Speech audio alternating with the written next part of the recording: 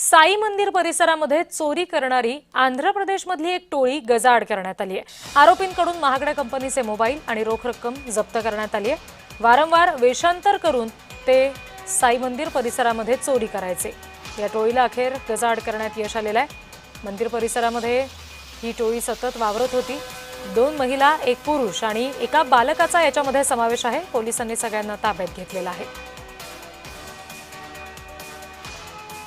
Police पथक तसेच संस्थांमधील सुद्धा सुरक्षा कर्मचारी यांनी चेक केलं असता त्या ठिकाणी 2 महिला, 2 पुरुष आणि 1 बालक हे सीसीटीव्ही मध्ये संशयास्पद परिस्थितीत फिरताना आढळून आले।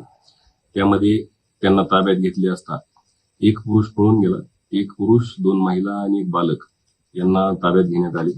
त्यांच्याकडे त्यांची झडती घेतली असता एकूण 10 मोबाईल, 1170 रुपये कॅश, ब्लेड्स, कटर्स या वस्तू मिळून आले। बालकाच्या ताब्यामध्ये सुद्धा 1 मोबाईल मिळून आला। सदर जे बालक आहे ते चिल्ड्रन होमला जमा करण्यात आलेलं आहे।